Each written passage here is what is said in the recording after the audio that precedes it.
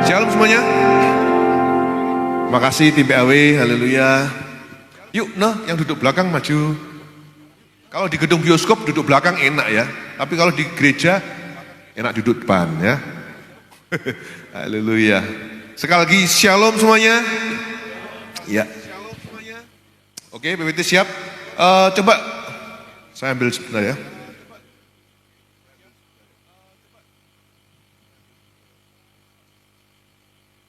Saya mau tahu yang bawa handphone pagi hari ini bisa diangkat handphonenya, nggak pamer merek ya, pengen tahu aja. Oh, yang belakang juga angkat tangan semua. Semua. Jangan turun dulu. Nggak bawa ya. Jangan turun dulu. Oke. Saya nggak survei merek, nggak. Semua ada paket datanya. Ada yang kosongan nggak ada pakai datanya, nanti saya belikan. Ya, haleluya. Oke, turunkan semua. Siang hari ini kita akan bicara satu tema, yaitu terhubung dengan Yesus, sumber kehidupan kekal. Sama-sama katakan, 1, 2, 3.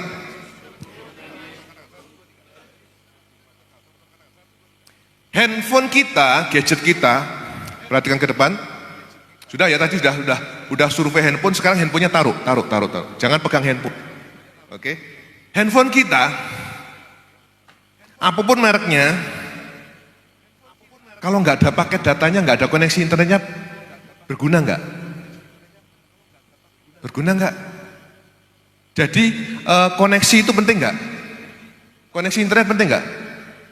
Lu dijawab, penting atau penting banget? Satu saat ngobrol-ngobrol santai dengan istri saya, dia ngomong, Sidoarjo ini panas banget ya. Oke, terus panas banget. Yang lain sudah hujan banjir, Sidoarjo baru gerimis. Gitu, betul nggak? Ya Gresik, Mojokerto, Krian udah hujan lebat, Sidoarjo baru gerimis gitu. Panas banget. Ini cocok kalau kita tinggal di tempat yang dingin sejuk gitu. Ya, terus saya dengerin aja. Ngerti? Kepinginnya istri saya sampaikan, aku kepingin hidup di gunung nggak apa-apa, yang dingin, biar nggak panas seperti itu. Tapinya ini harus ada koneksi internet yang cepat dan stabil, ya. Jadi dimanapun kita berada, koneksi internet itu penting, ya. Tapi sayangnya berdoa deh supaya bangsa kita koneksi internetnya bisa lebih cepat lagi, karena di ASEAN termasuk lambat ya, mantuk. Kalau di negara lain cepat banget deh, ya. Sementara kita kok masih. Ya, coba di speed test di hari ini berapa kecepatannya. Nah, berbicara tentang koneksi, hidup kita itu sama seperti gadget kita nih. Kalau nggak ada koneksi internet, kalau kita nggak terhubung dengan sumber kehidupan yaitu Tuhan Yesus, hidup kita ini percuma. Nggak ada maknanya, nggak ada tujuannya, nggak punya kekuatan. Serius.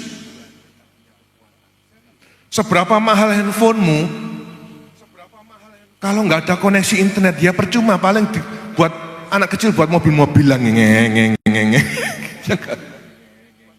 Hidup kita kalau nggak punya koneksi dengan Tuhan, percuma. Kita sekolah tinggi-tinggi sampai S4 sekalipun, ada S4 sekarang? Belum ada ya? Sampai S4, sampai studi ke Cina, nanti putranya Pak Yuel mau ke Belanda katanya yang barat. Mau sekolah sampai ke Belanda sekalipun, kalau kita nggak connecting with God, kita nggak terhubung dengan sumber kehidupan itu, percuma sudah. Ya. Nah, pertanyaan buat kita di awal firman Tuhan pagi ini, apakah kita benar-benar sudah terhubung dengan Yesus hari ini? Atau kita hanya mengenalnya dari jauh? Coba kita renungkan. Bersyukur ya yang hadir siang hari ini dengar firman Tuhan siang hari ini, membekali kita untuk masuk tahun yang baru. Apakah kita sudah benar-benar terhubung dengan Tuhan hari ini? Saya nggak peduli kita sudah ngikut Tuhan berapa lama. Saya sejak di kandungan mama saya wis Kristen. Papa saya majelis gereja, mama saya guru sekolah minggu, pacaran, menikah, lahirlah saya. Tapi pertanyaannya, apakah saya sudah benar-benar terhubung dengan Tuhan, sumber kehidupan itu? Kalian juga, mungkin ada yang ini Natal pertama, ada Natal pertama tahun ini? Berarti baru bertobat dong? Gak ada ya, semuanya di atas setahun. Berapapun lama kita mengikut Kristus, coba kita renungkan pertanyaan ini. Sudahkah kita benar-benar terhubung dengan Tuhan? Saya lanjutkan ya, pertanyaannya, mengapa? Pertanyaan selanjutnya, mengapa kita harus terhubung dengan Tuhan Yesus? Ada suara apa ini? Suara angin ribut di sini. Mengapa kita harus terhubung dengan Tuhan Yesus? Ya, bisa klik lagi satu. PPT-nya, oke. Yang pertama jawabannya, Tuhan Yesus adalah jalan kebenaran dan kehidupan. Sama-sama katakan, 1, 2, 3. Lebih kompak lagi, 1, 2, 3. Tuhan Yesus. Kita harus terhubung dengan Tuhan Yesus karena dialah jalan kebenaran dan kehidupan. Jangan terhubung dengan yang lain. Ya, kita baca Yohanes pasal 14 ayat yang ke-6, terjemahan AYT sama-sama ya. 1, 2, 3. Yesus berkata kepadanya, apa? Akulah jalan dan kebenaran dan kehidupan. Tidak ada seorang pun yang datang kepada Bapa kalau tidak. Sebagai murid Yesus di zaman now ini, kita dipanggil ya untuk berjalan di dalam kebenaran. Bukan hanya dalam kebaikan. Terhubung dengan Yesus adalah satu-satunya cara untuk mencapai kebenaran itu. Karena apa? Dia adalah penghubung kita kepada Allah Bapa. Banyak hal baik, kita kerjakan sesuatu yang baik, tapi belum tentu kebaikan itu benar. Sebab itu, kalau kita mau hidup benar, nggak ada cara lain. Kita harus terhubung dengan Yesus Kristus sebagai jalan, kebenaran, dan hidup. Hari ini kita terkoneksi dengan siapa? Dengan Tuhan atau dengan yang lain? Ya, coba kita renungkan. Oke, alasan yang kedua. Yang kedua, klik lagi. Oke. Mengapa kita harus terhubung dengan Yesus? Yang kedua, sama-sama katakan 1, 2, 3. Tuhan Yesus adalah, lebih kompak lagi.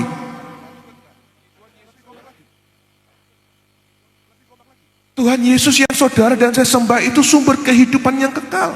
Bukan hanya sumber kehidupan, tapi kehidupan yang kekal. Yohanes pasal 15 ayat 5. Kita baca ya, 1, 2, 3. Akulah pokok anggur dan Tuhan Yesus itu pokok anggur kita. Dan saudara dan saya hari ini sebagai pengikutnya adalah ranting-rantingnya. Tuhan Yesus di sini menggambarkan dirinya sebagai pokok anggur yang menjadi sumber kehidupan bagi ranting-rantingnya, semua rantingnya, yaitu semua umat pilihan Allah. Tanpa terhubung dengan Yesus sebagai pokok anggur, kita akan mati. Pernah tahu pokok anggur, pohon anggur, atau cuma makan buahnya aja? Pohon anggur, ya, kita tuh ranting-rantingnya. Kalau nggak nempel, nggak melekat, nggak terhubung dengan Tuhan Yesus sebagai pokok anggur, kita tinggal tunggu waktu, pasti kering dan mati. Itu yang terjadi, ya. Dunia hari ini banyak hal yang tampaknya menarik. Dunia menawarkan banyak hal yang menarik, media sosial, ya. Kita semua punya media sosial kan, tampaknya menarik buat kita, pergaulan bebas, pencapaian dunia, tapi semua itu sifatnya sementara, ya. Hanya Yesus yang memberikan hidup kekal yang sejati. Jadi jangan salah. Pencapaian kita di dunia ini sifatnya fana. Lebih penting kita terhubung dengan Tuhan daripada yang lain-lain. Ya. Selanjutnya, mengapa kita harus terhubung dengan Tuhan Yesus? Yang ketiga, Tuhan Yesus memberi kekuatan. Ya, yang ketiganya bawah, sama-sama katakan 1, 2, 3. Tuhan Yesus memberi, beritahu kanan kiri. Tuhan Yesus memberi kekuatan. Filipi pasal 4 ayat 13. Filipi 4:13. Yuk kita baca. 1, 2, 3. Aku dapat melakukan segala sesuatu melalui Dia yang memberi kekuatan kepada aku. Jangan pernah mengandalkan kekuatan sendiri. Percuma. Ya, saat kita sedang gabut, saat kita sedang alone, down, gagal atau kecewa, apa maneh? Sedang bucin. Ada yang bucin hari ini? Rian? Enggak ya? Apapun kondisi kita hari ini, Yesus adalah sumber kekuatan kita untuk bangkit kembali. Amin. Jangan terus terpuruk, ya. Kalau kita mau bangkit kembali, kita harus terhubung dengan Tuhan. Karena Dialah sumber kekuatan, ya. Saya tahu persoalan hidup yang berat itu bukan hanya dialami orang tua kalian, tapi seusia kalian pun sudah banyak masalah, betul? Banyak persoalan yang harus dihadapi. Sebab itu kita harus terkoneksi dengan Tuhan, karena dialah sumber kekuatan buat kita. Hanya bersama dengan Tuhan kita bisa melewati semua itu. Contoh dalam Alkitab siapa? Daud. Daud itu selalu berdoa dan mengandalkan Tuhan ketika dalam kesulitan. Baca itu, semua kitab yang ditulis Daud. Dia selalu mengandalkan Tuhan, gak mengandalkan siapa-siapa. Yang puncaknya yang terkenal cerita dari Alkitab siapa? Mengalahkan Goliat. Goliat dikatakan berapa meter tingginya ya? Kayak raksasa dari kecil sudah latihan perang. Sementara Daud dikatakan kemerah-merahan pipinya, mungkin kayak Noah gini. Ya. Kurus gini, sementara Goliat besar. Tapi ketika Daud harus menghadapi Goliat, dia nggak takut. Kenapa? Karena dia tahu siapa yang dia sembah. Dia tahu Tuhannya. Yang Goliat bawa apa? Tombak ya. Sementara Daud bawa batu. Dan kita tahu endingnya kan, yang menang siapa? Daud. Oke, sekarang yang keempat. Mengapa kita harus terhubung dengan Tuhan Yesus? Yang keempat, Tuhan Yesus membuat kita tidak goyah atau setia. Katakan tidak goyah atau setia. Hari ini yang namanya kesetiaan itu sangat sulit didapat. Banyak pengikut Kristus tua, muda, besar, kecil mulai tidak setia dengan Tuhan. Dan kalau kita mau tetap setia serta tidak goyah, jalan satu-satunya kita harus terkoneksi dengan Tuhan, tidak yang lain. Terhubung dengan Yesus Kristus. Kita baca 1 Korintus pasal 15 ayat yang ke-58. 1, 2, 3. Jadi saudara-saudaraku seiman yang kekasih, berdirilah kuat, jangan goyah, melimpahlah selalu dalam pekerjaan Tuhan. Sebab kamu tahu bahwa jerih lelahmu tidak sia-sia di dalam Tuhan. Hanya dengan terhubung bersama dengan Tuhan, kita akan tetap setia kepada Tuhan, setia memegang iman kita, sekalipun harus menghadapi badai kehidupan. Amin. Kalian masih sangat muda. Perjalanan hidup kalian mestinya masih panjang. Mestinya. Saya ngomong mestinya loh ya. Karena yang mati muda juga banyak. Loh, gak ngeden-ngedeni. Sebab itu harus terhubung dengan Tuhan. Supaya kita bisa tetap setia menjaga iman kita sampai akhir. Sekali Yesus tetap Yesus. Jangan sampai karena tawaran jabatan, kedudukan, terus iman kita dijual. Ya gak meninggalkan Yesus. Seperti itu.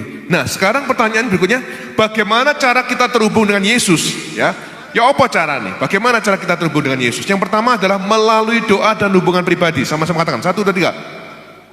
Lebih keras lagi, melalui 1 Tesalonika pasal 5 juga katakan, teruslah berdoa. Hubungan dengan Yesus dimulai dari doa, saudara. Karena apa? Tuhan itu roh. Sampai hari ini pun sekian lama saya mengiring Yesus, saya juga belum diizinkan Tuhan melihat sosok Yesus secara visual, juga belum pernah. Jadi komunikasi kita dengan Tuhan, cara kita terhubung dengan Tuhan Yesus hari ini ya melalui doa dan hubungan pribadi. Ya apa Pak caranya berdoa? Bagaimana caranya berdoa menurut Alkitab? Matius pasal 6 ayat ke-6. Oh ini ada ya, yuk kita baca. Matius pasal 6 ayat 6, 1, 2, 3. Tetapi jika engkau berdoa, masuklah ke dalam kamarmu, tutuplah pintu dan berdoalah kepada Bapamu yang ada di tempat tersembunyi. Maka Bapamu yang melihat yang tersembunyi akan membalasnya kepadamu. Serius, sentro para muda, jangan andalkan kekuatanmu hari ini. Kalau kita mau terhubung dengan Tuhan, cara pertama adalah berdoa dan punya hubungan pribadi dengan Tuhan. Dan firman Tuhan jelaskan bagaimana cara berdoa. Kita masuk ke dalam kamar, tutup pintu dan berdoa. Jadikan doa ini sebagai kayak kita chatting dengan teman kita gitu loh ya. Jempolnya, jadikan doa itu seperti kita ngobrol dengan teman kita. Tuhan itu kan juga bisa kita panggil Bapa. Ya, jadi kita masuk kamar berdoa.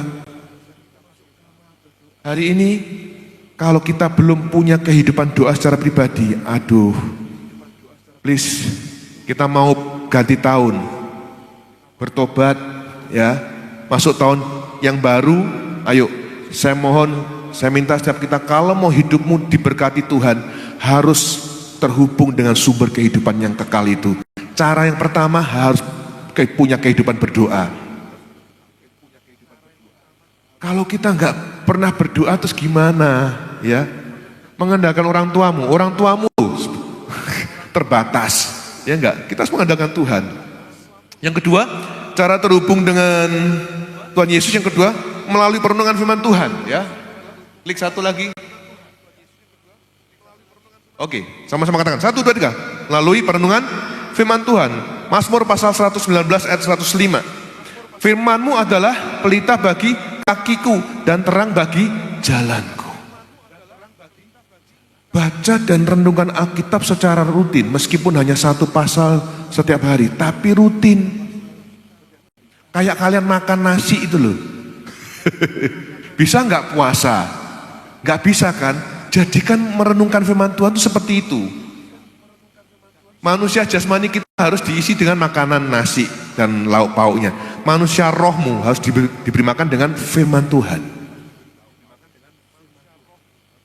Jangan sampai saya tinggi 177 tapi manusia roh saya cebol. Jangan.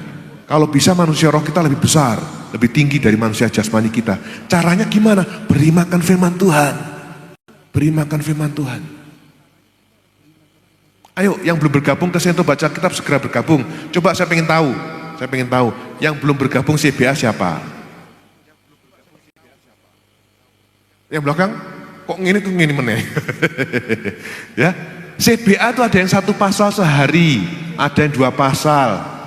Kalau mau sehari 10 pasal tak buat nanti grup WA-nya. Sehari 10 pasal. Kalau kurang, Pak kurang 1 pasal. Oke, ayo. Ada yang 4 pasal kalau mau, ada. Ada sekitar 5 kelompok baca Alkitab loh di Sentro ini. Tinggal pilih. Ya, habis ini daftar ya, masuk grup ya. Ona, masuk grup CBA.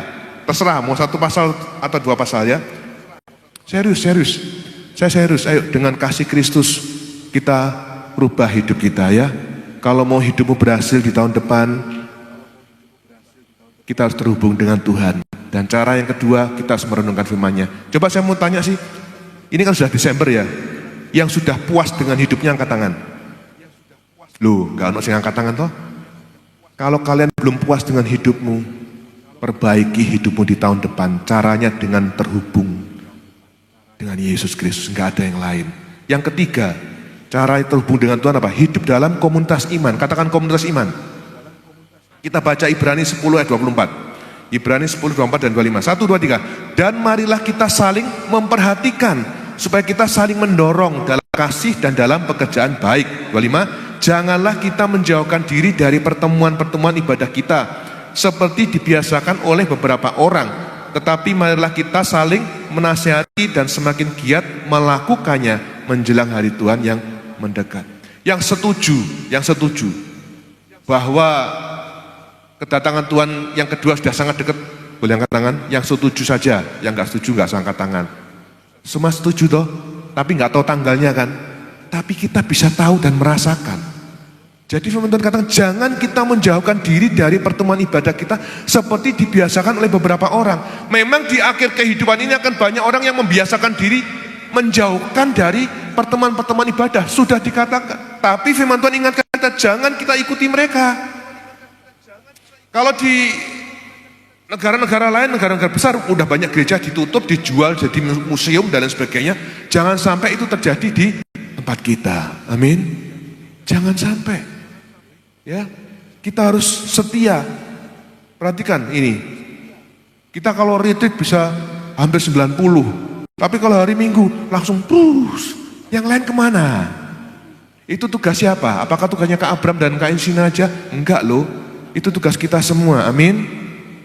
Setelah ini pulang gereja di WA, bro, kemana tadi nggak datang gitu ya? Ditanya, belajar peduli, supaya yang lain pun juga diberkati, amin. Ini banyak bangku kosong kan tugas kita semua ya. Hari ini banyak orang yang ansos, antisosial, jangan ikut-ikutan jadi kelompok ansos ya. Kita nggak bisa hidup sendiri. Kalau orang dunia membiasakan jadi pribadi yang ansos, kita jangan, ya. Kita mati aja perlu orang lain kok. Masa kita mati bisa dikubur sendiri? Jangankan mati, batuk pilek aja golei cari bantuan ya, seperti itu. Jangan jadi pribadi yang ansos, ya. Hanya dengan ada dalam komunitas kita akan tetap bisa on fire. Serius. Kenapa? Karena ada yang mengingatkan, bro, jangan bolos terus ibadahnya. Tapi kalau kita keluar dari komunitas, kita tinggal tunggu waktu. Harimau serigala akan menerkam kita. Saya sering sampaikan bahwa kenapa firman Tuhan menganalogikan kita itu sebagai domba dan Yesus sebagai gembala. Karena domba itu binatang yang lemah banget.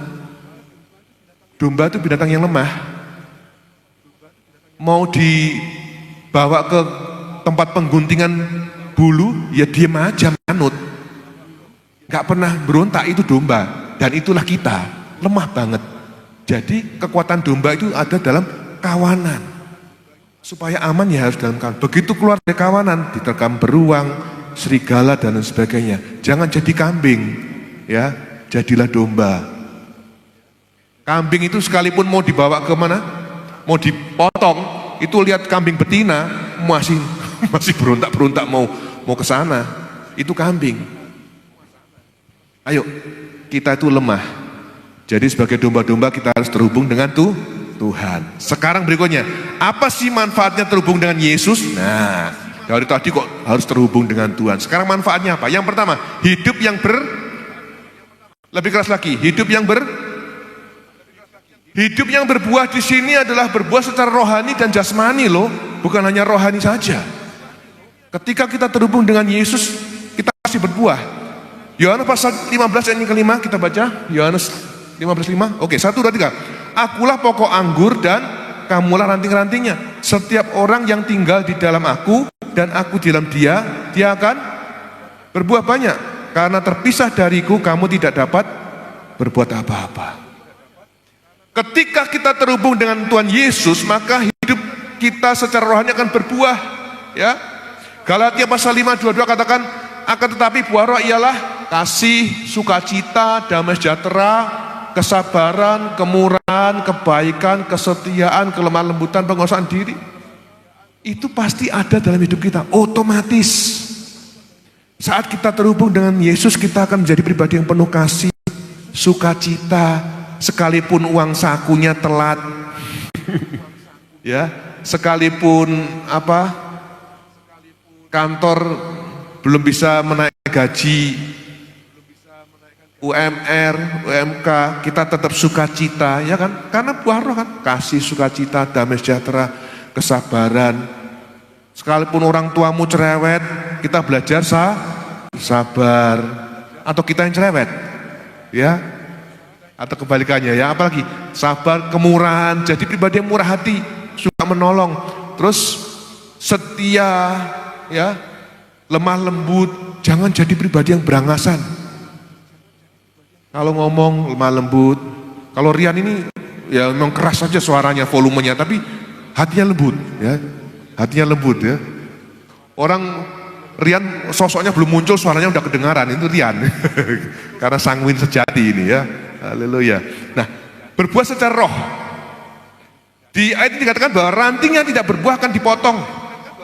Saudara dan saya sebagai ranting dari pokok anggur, kalau kita nggak berbuah dipotong dan dibuang ke dalam api.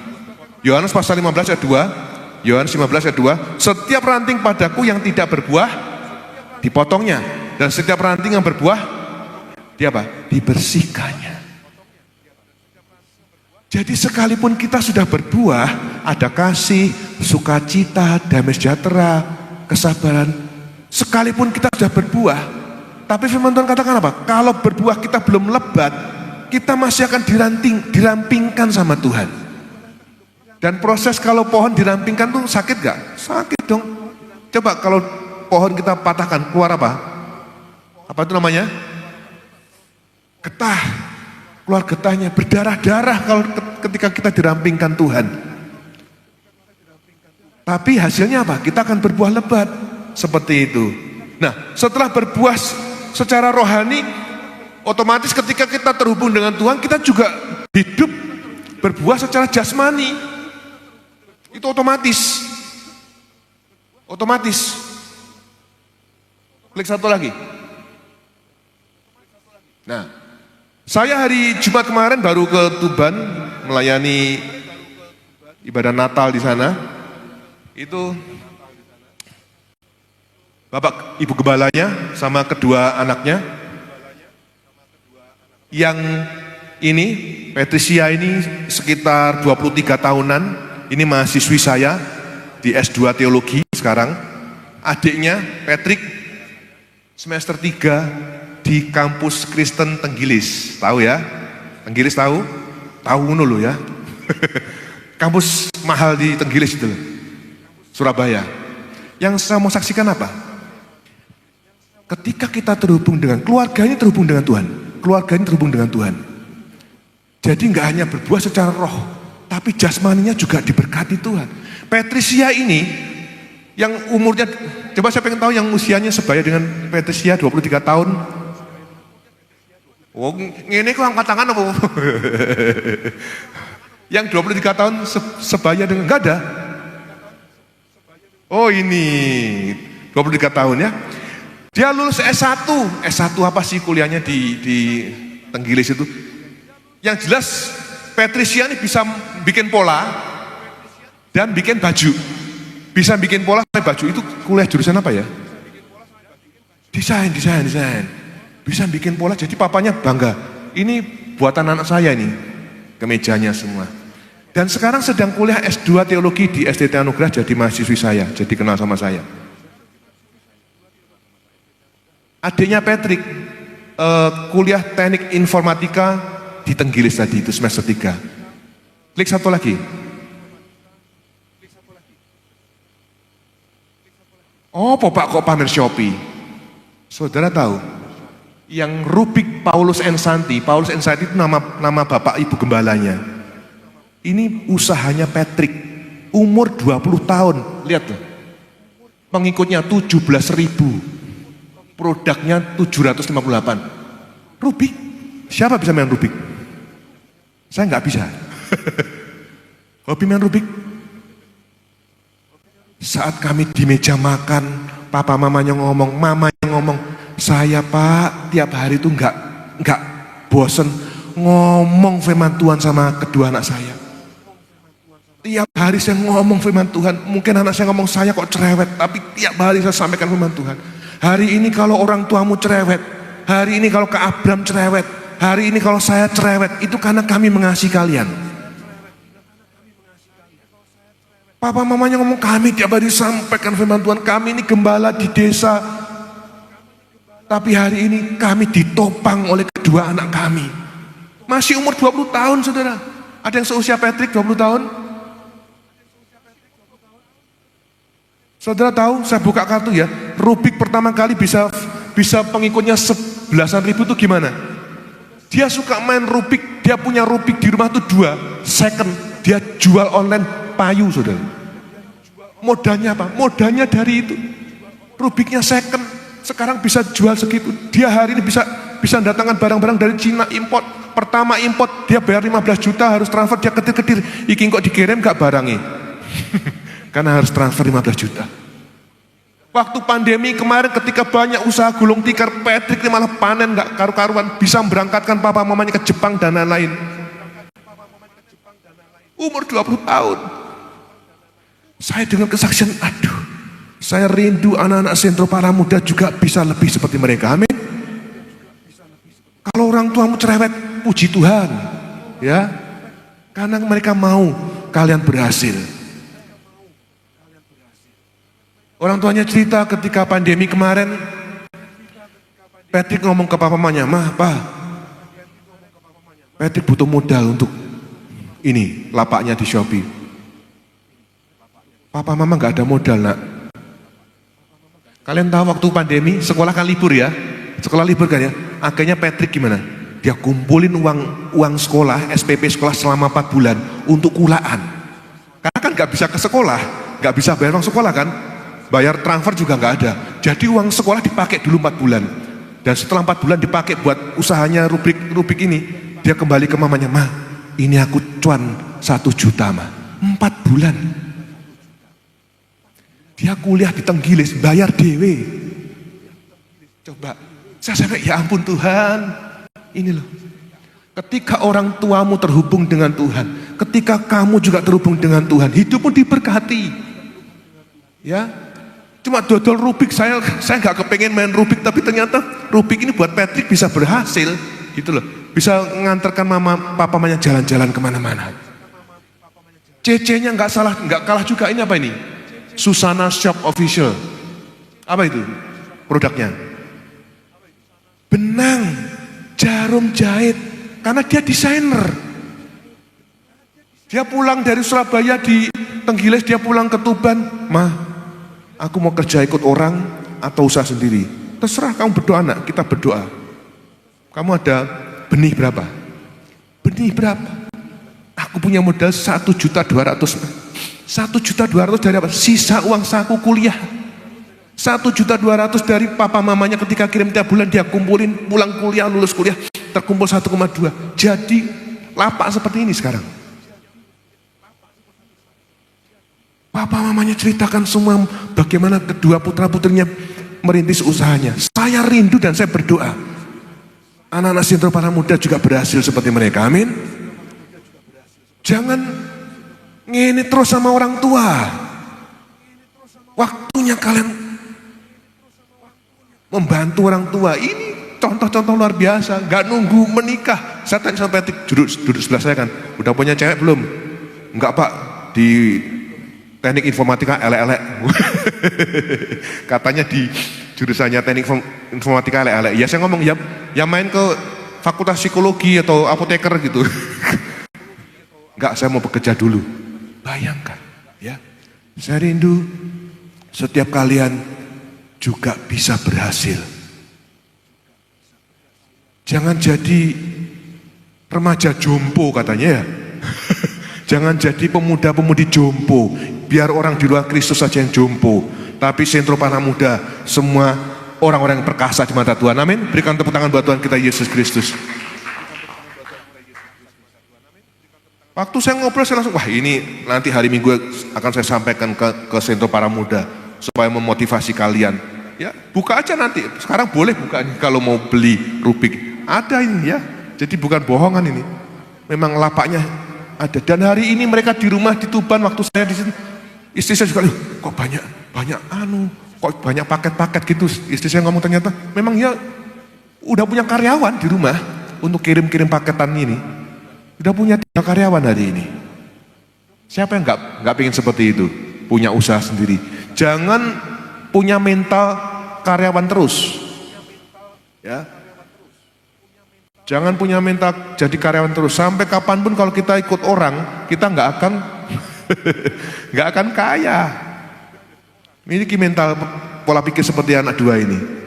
Punya usaha sendiri. Ya. Gitu. Siapa yang pengen punya usaha sendiri? Boleh angkat tangan. Nanti saya doakan supaya berhasil. Lu nggak semua pengen jadi karyawan terus. Ya, enak punya usaha sendiri lah ya. Oke. Yang kedua. Klik lagi satu. Oke. Apa manfaat terhubung dengan Yesus? Yang kedua, hidup tenang dan penuh damai sejahtera. Sama-sama katakan 1, 2, 3. Hidup tenang dan Mazmur 62:1 katakan hanya pada Allah jiwaku tenang. Filipi pasal 4 ayat yang ke-6 dan 7. Oke, Filipi 4 ayat 6 kita baca. 1, 2, 3. Janganlah hendaknya kamu khawatir tentang apapun juga, tetapi nyatakanlah dalam segala hal keinginanmu kepada Allah dalam doa dan permohonan dengan ucapan syukur. 7. Damai sejahtera Allah yang melampaui segala akal akan memelihara hati dan pikiranmu dalam Kristus. Saat kita terhubung dengan Tuhan Yesus sumber kehidupan, kita akan menerima berkat yang tak terhingga. Amin. Baik secara rohani maupun jasmani. Namun dalam hubungan dengan Tuhan, berkat itu seringkali diwujudkan dalam bentuk damai sejahtera. Betul? Diwujudkan kekuatan menghadapi tantangan. Itu juga berkat loh. Ya enggak? Diwujudkan apa? Penghiburan dalam kesulitan. Enggak selalu materi. Ya. Contoh tokoh muda dalam Alkitab yang hidupnya berubah total setelah terhubung dengan Tuhan adalah Saulus muda. Bagaimana ketika Saulus dijumpai Tuhan, dia terhubung dengan surga, langsung hidupnya total berubah. Dari yang awalnya seorang penganiaya, pengikut jalan Tuhan, diubahkan menjadi pemberita Injil yang luar biasa. Kalimat yang luar biasa ada di Filipi pasal 1 ayat yang ke-21. Ada nggak ya? Klik lagi satu, mungkin masih ada ini ayatnya. Filipi 1:21. Udah habis ya? Klik satu, habis. Filipi 1:21 saya bacakan. Karena bagiku hidup adalah Kristus dan mati adalah keuntungan. Saulus muda ketika terhubung dengan Tuhan, dia langsung diubahkan sampai dia punya prinsip seperti ini. Hidup adalah Kristus dan mati adalah keuntungan. Ini kiranya boleh menjadi goal kita. Kalau kita hidup hari ini, hidup kita adalah untuk Kristus. Status kita ini di bumi hanya mampir ngombe, katanya sebuah pujian, betul nggak? Status kita apa? Warga kerajaan surga. Jadi kalau Tuhan izinkan kita hidup di bumi hari ini, hidup kita adalah untuk Kristus. Yang melayani, ayo melayani lebih sungguh. Yang beribadah, kita beribadah lebih setia lagi. Ya. Mati adalah keuntungan. Pak, jangan mati dulu, saya belum menikah Pak. Yo, ya oke lah. Tapi kalau kita nanti sampai di fase, sampai di titik seperti Paulus, terhubung dengan Tuhan, kita akan bisa berkata seperti ini, mati itu adalah keuntungan buat kita. Ya, sudah nggak mikirin macam-macam lagi. Ya, jadi hari ini pertanyaan buat setiap kita, apakah kita sudah benar-benar terhubung dengan Tuhan Yesus? Jika belum, mari jadikan hari ini sebagai awal. Hari ini jadikan sebagai awal untuk kita terhubung dengan Tuhan Yesus. Yang jelas pertama tadi caranya apa? Melalui doa dan hubungan pribadi. Bangun kehidupan doa. Agama lain itu saking seringnya berdoa sampai apa? Iki ireng. Betul gak? Sering ketemu orang gak? Sering ketemu gak? Iki ireng. Itu karena saking seringnya berdoa. Bagaimana dengan kalian? Apakah dengkulnya wis ireng? Karena berlutut? Belum kan? Sudah kapalan? Ya, yang pertama kita harus punya kehidupan doa dan hubungan pribadi. Yang kedua, melalui perenungan firman Tuhan. Kita harus setia merenungkan firman Tuhan. Yang ketiga, hidup dalam komunitas iman. Sudah banyak contoh kalau kita meninggalkan komunitas kita akan jatuh. Ya, kita akan jatuh karena nggak ada yang mengingatkan. Gak ada yang menegur. Nah, saat kita sudah terhubung dengan Tuhan Yesus, maka yang pertama kita akan memiliki hidup yang berbuah, bukan hanya secara roh, tapi secara jasmani pun hidup kita akan diberkati. Dan yang kedua, kita akan hidup tenang. Kalau orang lain kemerungsung, khawatir, takut, kita akan tenang dan penuh damai sejahtera karena kita kenal dengan Tuhan yang kita sembah. Kita terhubung dengan Tuhan. Jangan takut ya.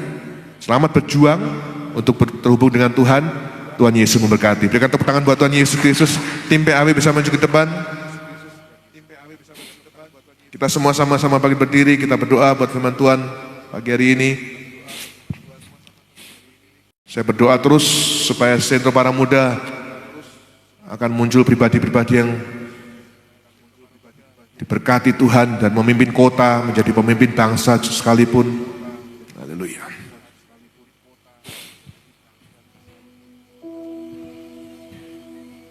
Haleluya. Terima kasih Tuhan. Terima kasih Bapa. Haleluya.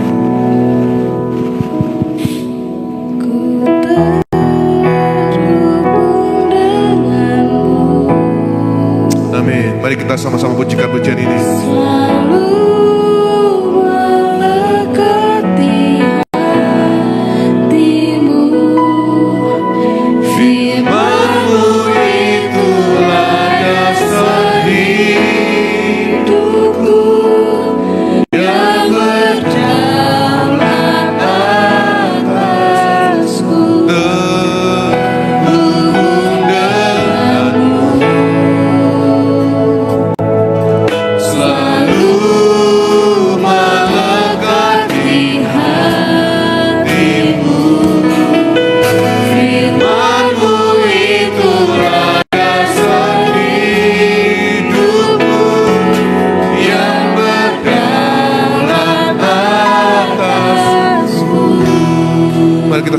Dari awal, kasih-Mu Tuhan. Haleluya.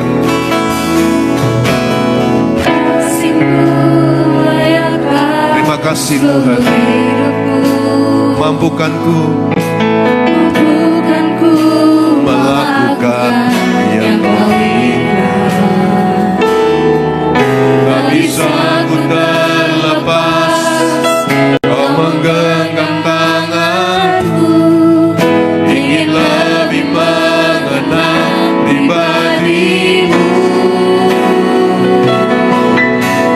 Terhubung denganmu, selalu melekat di hatimu. Firman-Mu itulah dasar hidupku yang berdaulat. Lebih sungguh lagi katakan, terhubung denganmu. Amin, amin. Selalu melekat di hatimu. Firman-Mu itulah dasar hidupku yang berdaulat atasku. Buka mata sebentar, lihat ke depan. Buka mata sebentar. Saya bukan cerewet. Kak Abraham, Kak Ensina nggak cerewet. Orang tuamu nggak cerewet. Tapi kami semua ini sayang sama kalian. Dan kepingin kalian tuh berhasil. Saya bisa nuturi, saya bisa ngomong seperti ini. Kak Abraham, Kak Ensina bisa ngomongi, nasihati kalian. Karena kami sudah lewati usia kalian. Jadi kami bukan omdo. Saya nggak omong doang. Saya sudah melewati umurmu semua. Saya sudah tahu apa yang akan kalian hadapi ke depan. Saya sudah tahu. Semakin hari semakin susah. Kalian harus tough. Kalian harus jadi pribadi yang struggle. Gak bisa jadi generasi sandwich, generasi strawberry. Jangan, dalam nonton Yesus kita tolak itu semua. Kalian harus jadi pemuda-pemudi yang luar biasa di mata Tuhan. Amin. Itu doa saya, doa kami semua untuk kalian semua. Tapi ada bagian yang harus kalian kerjakan.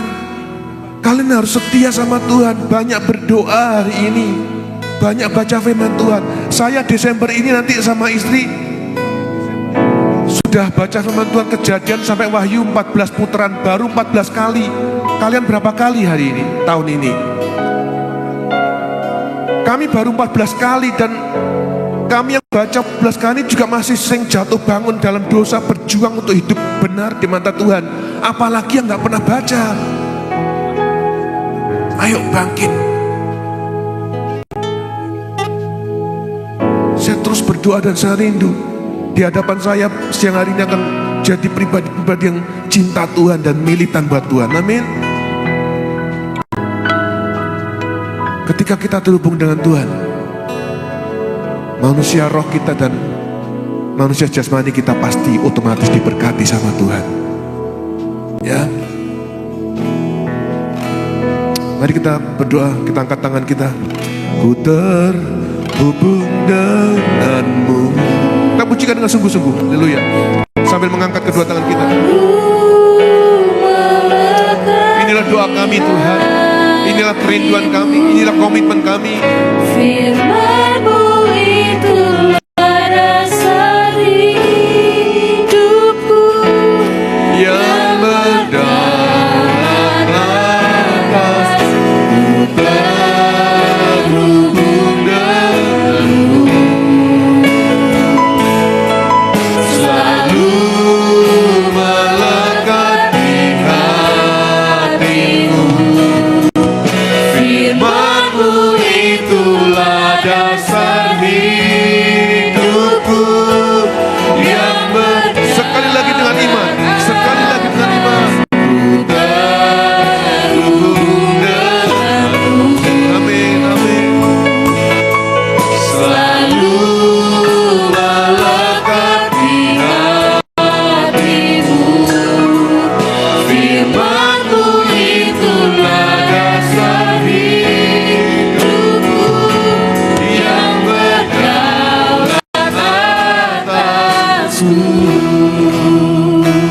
Pesan Tuhan sudah saya sampaikan di penghujung tahun ini, di ibadah sentro para muda terakhir tahun ini.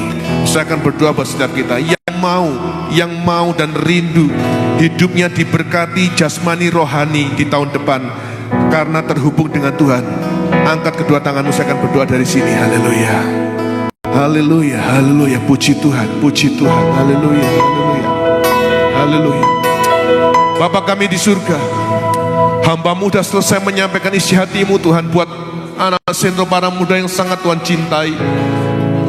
Tuhan sangat ingin, Tuhan sangat rindu setiap kami sentro para muda terhubung dengan-Mu, sumber kehidupan yang kekal itu Bapa. Dan hamba berdoa sebagai hamba-Mu, sebagai hamba Allah, Tuhan melihat tangan-tangan kami yang terangkat pagi hari ini di dalam Tuhan Yesus. Kami yang rindu, kami yang mau terhubung dengan Engkau Tuhan. Dengar doa kami, dengar doa kami, dengar doa kami, dengar doa kami Tuhan. Kami ingin hidup kami diberkati jasmani rohani. Kami ingin hidup kami berhasil dan menyenangkan orang tua kami Bapa. Kami mau terhubung dengan Engkau setiap saat. Kami mau bayar harganya. Mulai hari ini kami mau bayar harganya. Kami mau bangun kehidupan doa. Kami mau sediakan waktu untuk setia merenungkan firman-Mu. Terima kasih Bapa, terima kasih Tuhan. Firman-Mu dah ingatkan kami. Dan sebagai hamba-Mu, hamba juga berdoa siang hari ini. Hamba berdoa buat sentro para muda yang di depan hamba-Mu siang hari Tuhan. Supaya semua di antara kami sentro para muda menjadi pribadi-pribadi yang diberkati rohani jasmani. Hidup kami diberkati dari waktu ke waktu. Tahun depan kami akan menikmati kemurahan Tuhan lebih lagi. Kami akan berjalan bersama-Mu Tuhan, karena kami terhubung dengan Engkau. Pekerjaan kami diberkati dalam nama Tuhan Yesus. Studi kami diberkati dalam nama Tuhan Yesus Kristus. Pasangan hidup kami diberkati dalam nama Tuhan Yesus Kristus. Masa depan kami juga Tuhan berkati. Dan hamba berdoa, Tuhan sediakan pasangan hidup yang sepadan, yang seiman, bahkan yang seamin dengan kami Tuhan. Pasangan hidup yang terbaik dari Tuhan sudah Tuhan sediakan buat kami. Ajari kami untuk sabar tunggu waktu Tuhan, karena waktu Tuhan tetap yang terbaik buat setiap kami Bapa. Terima kasih Tuhan. Kami yakin, kami percaya, Bapak percaya setiap nama kami sentro para muda ada di telapak tangan Tuhan. Masa depan yang baik, masa depan yang penuh damai sejahtera, itu sudah Tuhan sediakan atas setiap kami Bapak. Berkati Pastor Abram Ensina sebagai youth pastor tempat ini. Tambahkan urapan dan kuasa-Mu atas kedua hamba-Mu Tuhan. Berikan hati seorang gembala, hati seorang Bapak yang baik, boleh menggembalakan sentro para muda dengan takut akan Tuhan. Terima kasih Bapak. Berkati semua usaha pekerjaan kedua hamba-Mu ini Tuhan. Berkati, berkati di dalam nama Tuhan Yesus Kristus. Terima kasih Bapak, terima kasih Tuhan. Segala puji, hormat, syukur, kemuliaan bagi nama-Mu. Di dalam nama Tuhan Yesus Kristus. Setiap kita yang diberkati Tuhan, sama-sama dengan saya katakan amin. Tepuk tangan buat Tuhan kita Yesus Kristus. Haleluya. God bless you.